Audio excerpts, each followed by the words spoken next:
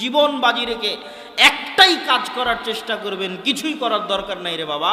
জীবন বাজি রেখে একটাই কাজ করার চেষ্টা করবেন, পরিবার পরিজন, আত্মীয় স্বজন, বাপ মা, ছেলে মেয়ে সবাই মিলে শুধু একটাই কাজ করার চেষ্টা করবেন, সেটা হচ্ছে সালাত।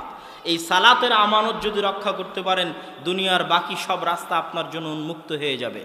পৃথিবীতে যারা দুনিয়াবী জীবনেও সফলতা অর্জন করতে চায়, দুনিয়াবী জীবনেও যারা সফলতা অর্জন করতে চায়, তাদেরও সালাতের বাইরে কোনো রাস্তা নাই যে রাস্তা দিয়ে ওরা দুনিয়াবী জীবনে সফলতা অর্জন করবে।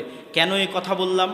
আজকের পৃথিবীতে যারা সফলতার দার্স দেয়, সফলতার আলোচনা করে, তারা মানুষকে সবার আগে শিখায় টাইম ম্যানেজমেন্ট। যারা শিক্ষিত ছেলেপেলে আছে তারা বুঝতে পারবে যে সময়কে কন্ট্রোল করতে পারা, টাইম ম্যানেজমেন্ট করতে পারলে সময়ে বরকত হয়, সব কাজ সুষ্ঠুভাবে সম্পূর্ণ করা যায়, সময় মতো সম্পূর্ণ করা যায়।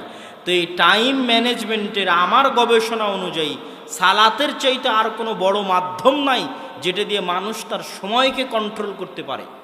আপনি যদি দেখবেন যে 5 ওয়াক্ত সালাত বিহীন একটা দিন আর 5 ওয়াক্ত সালাত ওয়ালা একটা দিন, যেই দিনটা আপনার 5 ওয়াক্ত বিহীন পার হয়ে গেছে, ওই দিনে দেখবেন কোনো কাজই হয়নি। দেখবেন যে আপনার কাজই তো শুরু করেছেন আপনি 10টার সময়, 10টার সময় কাজ শুরু করতে করতেই তো দুপুরের খাবারের সময় হয়ে গেছে।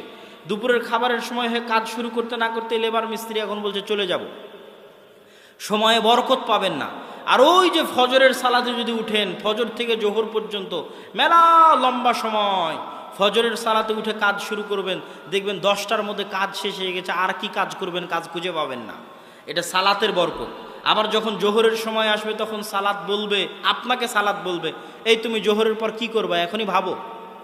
এটা হচ্ছে আপনাকে সালাত আপনাকে রিমাইন্ড করছে। আর আপনি যদি ওই ক্যারাম বোর্ড খেলতে থাকছেন, জুয়া খেলতে থাকছেন, কখন জোহর থেকে আসর হয়ে গেছে, আসর থেকে মাগরিব হয়ে গেছে, মাগরিব থেকে ইশা হয়ে গেছে, দিন পার হয়ে গেছে, আপনি বুঝতে পারেননি। ওই দেখা যাচ্ছে মোবাইল নিয়ে বসে আছে, ফেসবুক নিয়ে বসে আছে, ভিডিও গেম নিয়ে বসে আছে, সিরিয়াল নিয়ে বসে আছে, মুভি নিয়ে বসে আছে, কখন জোহর হয়েছে, আসর হয়েছে, মাগরিব হয়েছে, ইশা হয়েছে, বুঝতে পারেনি। ওর দিন কিভাবে পার হয়ে গেছে বুঝতে পারেনি। আর ও যদি ওই খারাপ কাজটা করা অবস্থাতেও যদি সালাত আদায় করতো, তাহলে জোহরের সালাতের সময় জোহরের সালাত ওকে একবার রিমাইন্ড দিত, এরপরে কি করবে।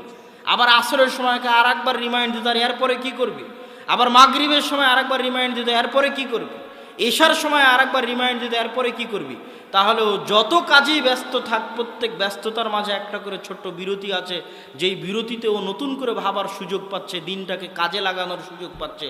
এটা যে টাইম ম্যানেজমেন্টের যত মূলনীতি আছে, সব মূলনীতিতে সালাতের চাইতে বড় কোনো মাধ্যম নাই